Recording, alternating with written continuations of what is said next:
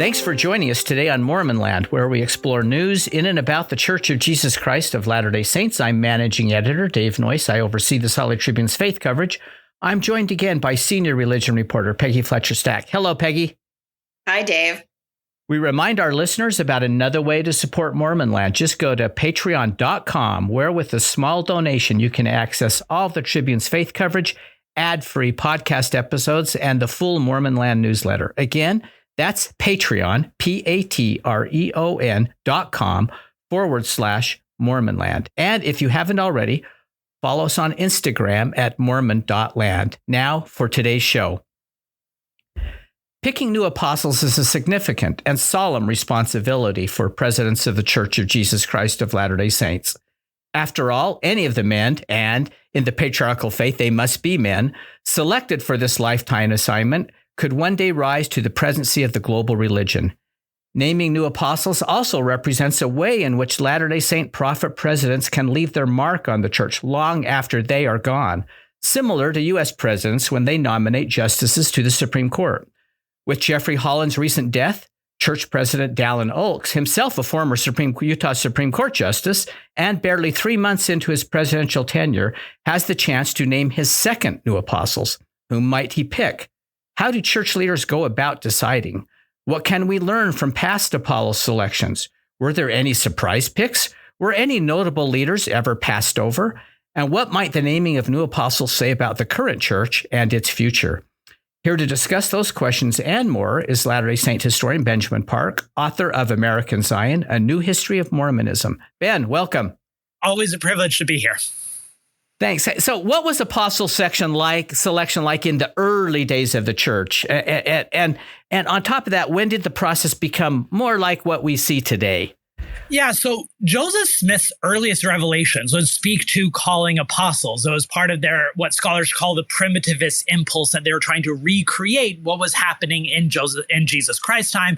Jesus Christ called 12 apostles, so it makes sense that the modern church, the Restoration, the Church of Jesus Christ of Latter-day Saints, would also call apostles. But it actually took 5 years, not until February 14th, 1835, Valentine's Day. You may not know it, but Mormons celebrate Valentine's Day by calling apostles. Did Joseph Smith call his first Quorum of the 12? And that initial Quorum was ordered by age. That's what dictated seniority, which I see as a check against the democratic impulses of early America, where it was based more on, meritocracy, but that Joseph Smith and the faith were trying to restore order. And since then, the Quorum of the 12 has been a central part, although its importance evolved. For the first 6 or 7 years or so of the Quorum of the 12, their primary duties were outside of church headquarters. They were the traveling quorum. They were in charge of the missions abroad, which is why most of the original members of the Quorum of the 12, Brigham Young, Heber C. Kimball, Wilford Woodruff, spent most of their time on the road. It wasn't until after a very successful mission to the British Isles in the early 1840s, where they brought back thousands of converts to Nauvoo, that Joseph Smith proclaimed that the Quorum of the 12 is now going to take its rightful place next to me, overseeing church leadership both at home and abroad. And then, of course, that trajectory continues when, after Joseph Smith is killed a few years later, Brigham Young takes over the largest contingent of Latter-day Saints by appealing to his position as leader of the Quorum of the 12 Apostles. So the Quorum of the 12 has long been a central part. Whenever one member of the Quorum of the 12 dies, they would call a new one. And once that original Quorum of the 12, was passed, seniority in the Quorum was then dictated according to when you are called to the Quorum of the 12. I think you already referenced the best analogy. It's like appointing someone to a Supreme Court position. It is a lifetime calling that also comes with a clock, meaning that if you outlive all the apostles ahead of you, you are then going to become president of the church. And so that becomes standardized. And now we can look at the Quorum of the 12 photograph, and we can chart the likelihood of which one is going to live according to age and health-wise, which means whenever a president of the church dies, there's not a big conclave in which they come together and vote on the next one. That had already been decided decades before when someone was called to the Quorum of the 12. So those original 12 that were called, and in the earliest days, Joseph Smith at this time wasn't necessarily thinking this person will someday become a president of the church, right? No, Joseph Smith had a variety of different possibilities for succession.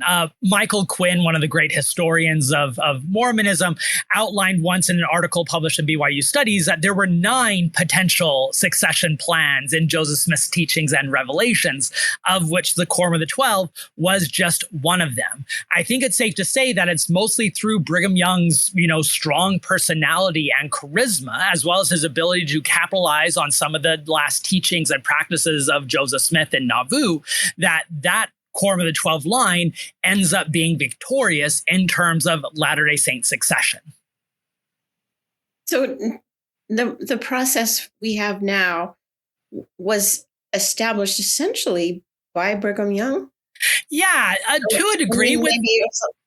Maybe there were some bumps in it, but essentially it's similar to now. Yeah, there are definitely some bumps along the road. I think that's a scholarly term we use. Like, for instance, being called an apostle didn't always necessarily mean being called to the Quorum of the 12. There were several people in the early years who could be called an apostle, but were not members of the Quorum of the 12. Amasa Lyman being the most prominent example, to where he was called as an apostle, placed in the first presidency, and then after Joseph Smith died, they're like, well, what do we do with this guy? And they end up referring to him as the 13th apostle. But in general, the structure is formalized through Brigham Young. And he later does his own tweaks in the 1870s when he reorders the seniority in the Quorum of the 12 to make sure that 2 apostles that he himself had conflicts with, Orson Pratt and Orson Hyde, were demoted in the Quorum of the 12 to make sure that they would not succeed him. Okay, so how many decades were apostles chosen from sort of Mormon royalty, members of the Smith family and other pioneer families? How long did that go on? For a long time. J. Golden Kimball, a church leader who's famous for his folkloric statements, some of them accurate, some of them not, once said that there are 2 primary drives for calling church authorities: revelation and relation. It would be hard to overstate how central these, what we call royal families, were in these church positions. Some you would have multi-generational apostles like Amasa Lyman, then his son Francis Lyman, then his son Richard Lyman, 3 generations of Lymans in the Quorum of the 12. Ironically, 2 of those 3 would be excommunicated while apostles, so that's also a fascinating dynamic. But in looking at the history, you can even look at the centrality of the Joseph Smith Sr. family that started out with, of course, William Smith, one of Joseph Smith's brothers, being called to the Quorum of the 12 in 1835, in which he remained until he was excommunicated in 1845. And then you have a little break, and then Joseph F. Smith, one of Joseph Smith's nephews, is called to the Quorum of the 12. And then he and his son, Joseph Fielding Smith, and another son, Hiram Mack Smith, remain in the Quorum of the 12 until 1971. And then you have another short break until Russell Ballard is called. And he is a descendant of Hiram Smith. And he serves in the Quorum of the 12 until 2023, which means that between 1835 and 2023, there were only 25 years in which there was not a descendant of Joseph Smith Sr. in the Quorum of the 12. But it goes much further than that. There are tons of these Smiths and Youngs and Woodruffs in the Quorum of the 12. Just to give listeners an example, between 1890 and 1910, we had the following 2nd and 3rd generation apostles serving in the Quorum of the 12. Joseph F. Smith, Brigham Young Jr., Francis Lyman, John Henry Smith, John W. Taylor, Abraham Cannon, Abraham Woodruff, Hiram Mack Smith, George Albert Smith, George F. Richards, Orson F. Whitney, and Joseph Fielding Smith. All of those people who served in the Quorum of the 12 in those 2 decades had either an apostolic father or grandfather. Wow. That's the middle initial love affair, possibly, right? Just for identification purposes. Yeah, you have to be able to tell the difference between all the Smiths and Youngs. And so that's why we got to throw those middle initials in there. Yeah, and even that's not foolproof. No, that's with Joseph S. Smith and Joseph Fielding Smith, right? That's right. Remember the F. That's right. So who were some of the more surprising selections in Mormon history? Well, given what I just said, anyone who wasn't a son or grandson of an apostle, right, would stand out, right?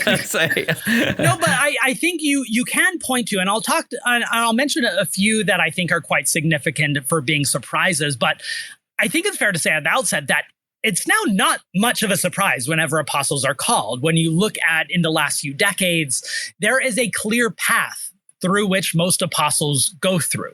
They serve in the Quorum of the 70, and then they serve either in the presidency of the 70 or the presiding bishopric. It seems most are coming from those callings, because as the church becomes much more institutionalized, it's no longer who you know and whose father you have, but what positions you've held in the church, climbing that ecclesiastical ladder to the top. But even with that said, in the last century, I think I would point to two apostles who were genuine surprises at the moment. One was J. Reuben Clark. When he was called to the first presidency in 1931, he didn't take the position until 1933. So he was called directly to the first presidency, while made an apostle in the process. He had never held an ecclesiastical leadership position before that point. He was serving as America's ambassador to Mexico at the time. He had a very interesting past that I could talk on and on about, but he was called in because they wanted someone to help modernize the church. And he certainly did that. I argue in my book and a lot of my work that J. Reuben Clark is largely the architect of modern Mormonism, which is a surprise given that he was not expected to be called to the Quorum of the 12. More recently, I think Dieter Uchtdorf can be seen as a surprising figure, even though he did hold some leadership positions with the church. He was the first international apostle in quite a while. And he's also, you can tell by the way he talks and acts, not from the circles from which most of church leaders come from, which I think continues to cause a bit of friction in some church leadership. So I think there's a reason why the church often follows a traditional path, because it's safer, because it, puts importance on the institution. They call apostles to fulfill certain needs, and we could talk about maybe what some of those needs are and what some of the apostles are to fill them. But in general, I think the days of surprise apostolic callings are likely done. Was Dallin Oaks seen as a surprise? I mean, he had been president of BYU, but... Yeah, the president of BYU is one of those launching pads to the apostleship, and he was seen as a prominent national figure. I mean, he was one of the finalists for the United States Supreme Court position for Ronald Reagan. He was the chair of the Corporation for Public Broadcasting for the last few years. So he had a public reputation. He had a connection to church leaders. It probably was a bit of a surprise because he had some tensions with Ezra Taft Benson, who was the president of the Quorum of the 12. And there is some evidence that Oaks was forced out of his BYU presidency position due to conflicts with Benson. But in general, I think it wasn't much of a surprise. And then Oaks. I keep mixing up my old white guy leaders here. Then Oaks, as soon as he's in the Quorum of the 12, starts shaping it to a large degree, his ascension to the presidency of the church this year is the culmination of Oaks shaping church hierarchy for the last 40 years. Wouldn't you say Russell Nelson was a little bit outside the norm? To a degree. I mean, he was not raised in a prominent LDS family. He was not even really active in his youth.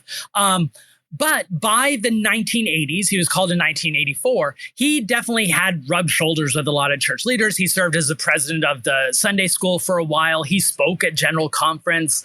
He was kind of touched in. But yeah, I think that's one of the reasons why in my book, I argue that he is Mormonism's first post-pioneer prophet, because he had these different affinities and willing to restructure certain things. So yeah, I think you can see how the line from a surprise apostolic pick might lead to a more unorthodox presidency. Unorthodox not in terms of leading traditional teachings and practices, but changing and challenging traditional things within the institution.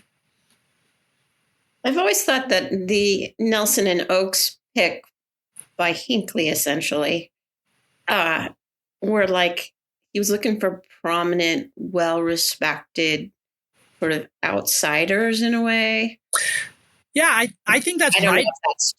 I don't know if that's true. I mean, if you look at that duo, you have one who is a Utah Supreme Court justice who has a national reputation, and the other one a successful surgeon who is world renowned for his talent. And they both have deep ecclesiastical chops, right? They held important leadership positions. So Hinckley, who I know was serving in the first presidency, but this is at a time when Spencer W. Kimball was largely incapacitated.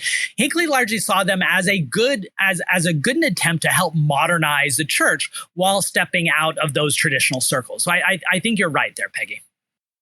Mormon Land will be right back. So have there ever been any disputes, do you think, among choices? I mean, I have heard, tell me, you're the historian, I've heard that Ezra Taft Benson wanted to put one of his sons in the quorum, and there was opposition to that. I haven't seen that evidence directly, but the wonderful historian Matt Harris has spoken on this before, and he seems to have some magic to be able to get access to sources that the rest of us have failed at, and as seen in his phenomenal award-winning book, Second Class Saints. But he and other scholars have pointed out that when Ezra Benson was president, he wanted to appoint his son, Reed Benson, who was a very prominent religious and political thinker. He taught at BYU Religion for a while. He worked for the John Birch Society, and Ezra Taft Benson wanted to place him in the Quorum of the 12, and there was a vehement apostolic reaction. What that looked like, the degree to that, I can't speak to because I haven't dug into those sources. I think it's fascinating. I think it's possible. The unfortunate thing is that we don't have access to the sources of these behind the doors meetings. The only reason we know about as much as we do about the Reed Benson story is someone in the Benson family spoke about it. And we have some, offhand references. We do have some references back in like the 1880s, 1890s, when we had several apostles keeping phenomenal, voluminous diaries who are spilling the tea, as the kids say nowadays, about what goes on. And so we know that there was some frustration among the Quorum of the 12 over George Buchanan picking some of his sons to the Quorum of the 12, or John Taylor or others, or the Smith family dominance. And so we get some of the records of apostolic disputes back then. We don't know what it looks like now because we don't have access to those sources. I think in general, those Quorum of the 12 meetings are a lot less heated now than they were back then for a variety of reasons. And I think because these apostolic callings aren't as surprising, I doubt there's as much pushback as there might have been a century ago. This is a question you may not be able to answer, but I'm curious about this. Do we know of any significant church leaders who were seen as likely apostles but were passed over? Yeah, so I think there is some stories of some prominent church leaders who they thought they would become apostles. People around them thought that they would become apostles. B.H. Roberts in the early 20th century was one who was seen as one of the foremost church spokespeople. Sometimes felt he deserved to become an apostle, but he had enough conflicts with the Quorum of the 12 and the First Presidency that never happened. More recently, I think of an example of someone like Whitney Clayton, who served in the presidency of the 70, was a very prominent church spokesperson on things like Proposition 8 and others, where it seemed at one point that it was going to be a sure thing he would become an apostle, but he became a bit too controversial in the public sphere, and that didn't happen. But the one person that immediately comes to mind that I think is a poignant example of maybe this transition era of Mormonism is none other than J. Golden Kimball, the guy who we love for his funny comments and statements about the church. He was, a descendant of Heber C. Kimball, part of a broader Kimball family who believed that they were running the church. He served as a 70, and he always thought he was going to be called as an apostle because that was his birthright as a leading priesthood holder in the Kimball family. And he experienced real pain when he didn't. And so I think we can see that on the one part, if it were a few decades earlier, he probably would have been called to the apostleship because they were calling lots of Kimballs and Youngs and Smiths. But then once the church evolves into a much more bureaucratized institution that's not just calling you according to your last name, he's one of the people that missed out, and he felt shame and disappointment over it. I think a lot of members think he was an apostle. You know what I mean? We definitely hear from him a lot more than we do some others. Yes. So who is the youngest apostle ever chosen? So it's when you look at the modern LDS Quorum of the 12, it's easy to assume that to be an apostle means to be an old guy who is, up there in age in the 70s and 80s. It's easy to forget that in the 19th century, all the apostles were young, right? They're called in their 20s and 30s. That original Quorum of the 12 were all quite young. And now, of course, they aged. We do have moments when several of the apostles were called at a younger point. One of my favorite things that I saw when I was looking through this was John Taylor in the 1880s, Wilford Woodruff in the 1890s, and Joseph Smith in the early 2000s. One of the first things they did when they had an opening in the Quorum of the 12 was to call one of their young sons to fill that vacancy. John Taylor calling John W. Taylor at the age of 26, Wilford Woodruff calling Abraham Woodruff at the age of 25, Joseph F. Smith calling Hiram Max Smith at the age of 29, with the vision, of course, that if you call someone young enough in the Quorum of the 12, they're going to remain in church leadership for 50 years, and they have a great likelihood of succeeding as president. So it's a way to shape church leadership for a long time. Again, similar to a United States president appointing a Supreme Court justice who is going to hold that position until death. Although it does show that history does not always work out the way you think. John W. Taylor is excommunicated due to his continued practice and defense of plural marriage after the Second Manifesto. And both Abraham Woodruff and Hiram Max Smith die at a young age. So some people say that God always has a sense of humor, right? You think you've chosen the next president, we're going to make sure they're not even going to become senior members of the Quorum of the 12. More recently, we have a few examples of people being called young to the Quorum of the 12. Perhaps most prominently, you have Thomas S. Monson, who was called at the age of 36. And of course, being called that young basically assured he would live to if he lives to an old age, that ensured that he would become a president, which he did in 2007, although by that point he was pretty medically and incapacitated and in poor health. More recently, David A. Bednar was called in 2003, I believe, at the age of 52, which is about a decade younger than most apostles being called, which again, if you look at these life expectancy charts, it means that David Bednar not only has the highest chance among Quorum of the 12 to serve as president, but he's likely going to have a long presidential term due to that age factor. Yeah, I mean, he's like third in line now. And his probability is like about 70% if you look at the actuary tables and things like that. Yeah. So let's go to the process now. And I mean, maybe it's always been the case, but do members of the Quorum of the 12 get to vote or have us propose names, or how does that work? We don't know for sure because, again, we don't have access to these sources. It's expected or assumed that the president will present a name to the First Presidency and then to the Quorum of the 12, and that if there is approval, they will go ahead and call them. I think on the one hand, it's expected that those selections have to receive unanimous approval. On the other hand, I'm not sure how many apostles are willing to oppose a presidential appointment, so it might be more of a rubber stamp.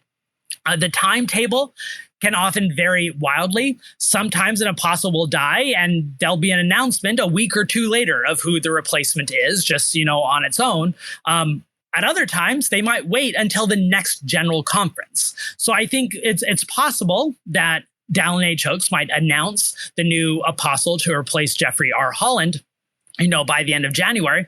It's probably more likely that we're not going to learn who the new apostle is until early April at the next general conference.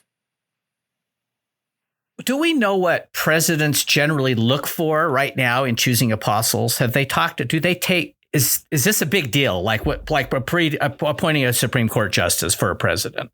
I think it's probably one of the most important decisions that prophets make, because making up the Quorum of the 12 is going to, of course, determine what type of leadership decisions get made. And of course, you're choosing someone who is going to be put on this escalator going up to the church presidency. If they survive everyone ahead of them, they become the next church president. And so in many ways, choosing an apostle is the best way for a prophet to establish their legacy going forward. We often talk about the Clark men, the apostles who were chosen when J. Reuben Clark was in the First Presidency and very influential over Heber J. Grant, and then George Albert Smith, and then David O. McKay, and choosing apostles that J. Reuben Clark knew could push the church in the direction that he wanted. So I think church leaders are often thinking about, how do we preserve the types of practices and ideas that they believe should continue on in the future. They probably are looking for apostles who have particular skills and backgrounds that might meet certain needs. I think it's not a surprise that when it becomes public, the church has these massive financial reserves that they call Elder Stevenson to the Quorum of the 12, who has a very successful business background, who actually knows how to work with a massive accrual of wealth. And they're probably also thinking about things like international representation. Russell M. Nelson called 3 apostles to the Quorum of the 12. 2 of those were international, and the other was the first Chinese American to serve in the Quorum of the 12. And then Oakes's first call to the Quorum of the 12 was Elder Causet, who was from France. And so I think now that the church is growing more and more international, it's probably likely that we'll see more and more of these international apostles. It's also interesting in that this is like the first big decision they make, because a president of the church has died. So you already automatically have an apostle that needs to be named. Yeah. So it's right out of the gate, right? And in many ways, it sets the tone, right? It's showing where your priorities are going to be. Elder Gerontocracy, he had not just international experience, but he served in the presiding bishopric, one of the 2 primary councils from which apostles come, which shows that Dallin H. Oakes, even though he's looking broad and international, he's also an institutionalist, and he trusts that type of experience that comes from working within the institution. Okay, so this is another one I'm not sure you can answer, but I'm going to ask. Becoming an apostle is a big step for a person. It means you're foregoing retirement. It means you're going to be working the rest of your life. Do you know of any, or do we know of any who have turned down the call, who have said no? Oh boy, that's a great question. I don't know. That would be a great thing to dig into. I mean, we get lots of stories of apostles who were reluctant or surprised when they're called, but I don't know how much of that is just a rhetoric of trying to, emphasize their humility. Whether anyone has actually turned down the call, I don't know of any examples of that happening. But if any listeners do, please let me know. And let us know too. Yeah. So, along that line, Ben, do you foresee the church ever introducing a retirement age or emeritus status for apostles similar to other general authorities? And what do you think would be the advantages and disadvantages of that system? Yeah, so it's a good question. And it's one that always crops up when we talk about the gerontocracy that leads the church. The Community of Christ, of course, formerly known as the LDS Church, they instituted a retirement process. In the Catholicism, we see popes now with the option to retire and go emeritus. I think the LDS Church is reluctant to do it for a number of reasons. One, I think they like being unique. I think they like being set apart. I remember Gordon B. Hinckley talking with Larry King, and Larry King says, well, how do you respond to people saying that your church is just led by a lot of old people? And Hinckley didn't apologize. He just said, how wonderful is it that we have a leadership that's not swayed about with every wind of doctrine and culture? And so I think they like the wisdom that comes with that background. So I think they would see the downside of losing that tradition and losing those decades of experience. The upsides, I think, are quite clear. I really loved your interview with Greg Prince last year when you talked about the gerontocracy and how Greg Prince wonderfully pointed out that modern day medicine makes it so people can remain healthier longer from the neck down, but not the neck up. And we've seen that with another number of presidents. Now we have some like Gordon B. Hinckley and Russell Nelson who were remarkably active and acute at their old age. And then we have others like Ezra F. Benson and Thomas S. Monson who are not. And so it's almost a roll of the dice. So an upside would be a more vigorous and youthful and energetic leadership. And that's not even taking into account of when you get a some going emeritus and younger coming in, that might allow change to happen more common. I mean, I think you've all heard the stories of, yeah, this is a change that the church might do, but we have to wait for a couple funerals first. And that might change if it's instead we have to wait for a few emeritus decisions first. Right. You've already named the four, recent apostle selections: Garrett Gong and Ulysses Soares, Karen and Gerontocracy, and kind of representing more international diversification, I guess you could say, of the Quorum. Well, if you look at the Quorum now, there's an obvious kind of what's missing. African American.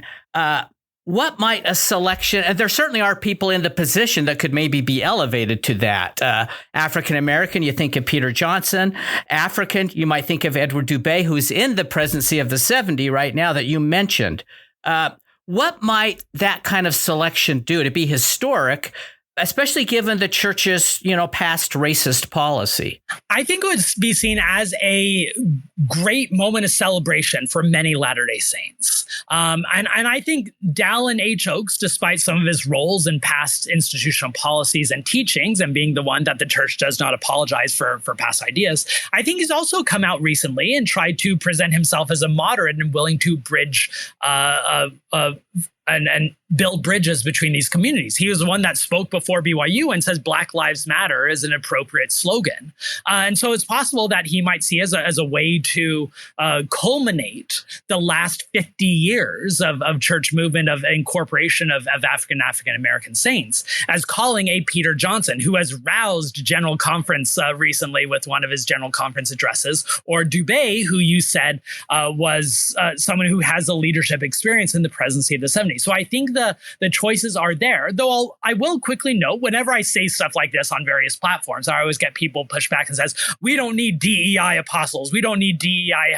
Don't make church leadership woke. They will call who God wants, which, sure, I should have emphasized earlier in the factors and elements that go into these decisions. They also frequently and consistently and sincerely believe that they are calling according to revelation. But I also think it's fair to say that God likely wants church leadership that reflects the more diverse experiences of a global church.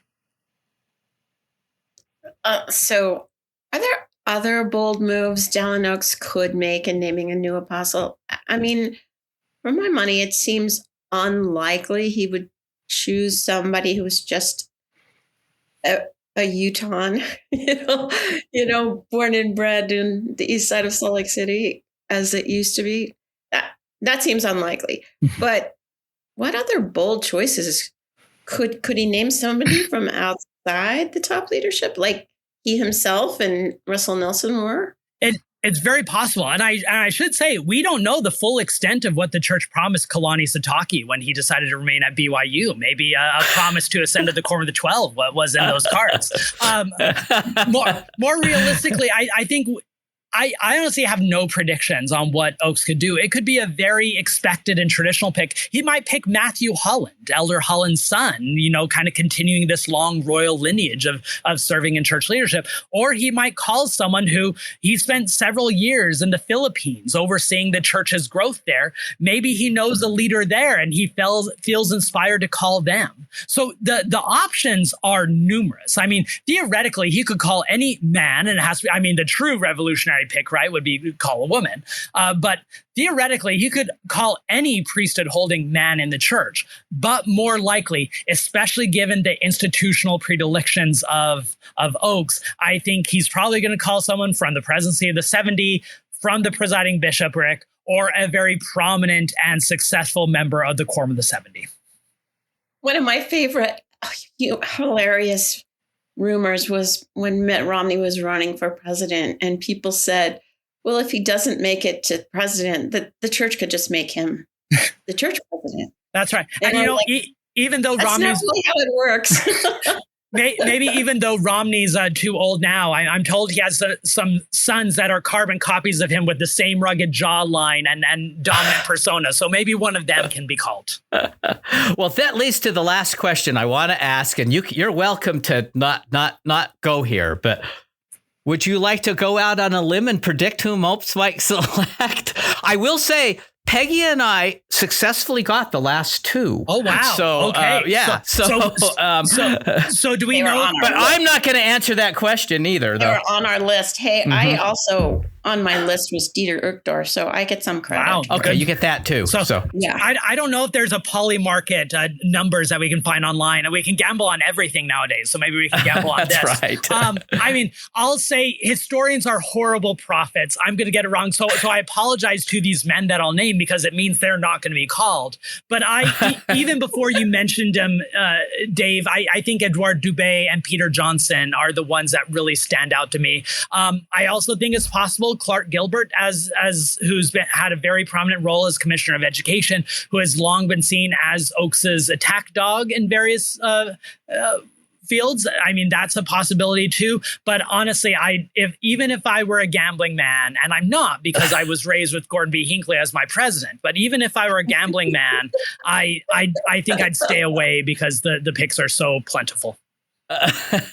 You might be more comfortable predicting BYU's football record next year, right? Or something like that. But could still be just as wildly wrong. Right. So, They absolutely. can call Kyle Whittingham if they want to. That's right.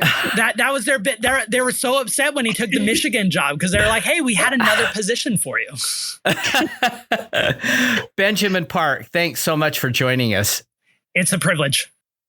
And thanks to Peggy Fletcher Stack. Always a pleasure. And to our producer, Chris Samuels. We remind our listeners that they can keep up on all the happenings in and about the church by subscribing to the Salt Lake Tribune's free Mormon Land newsletter.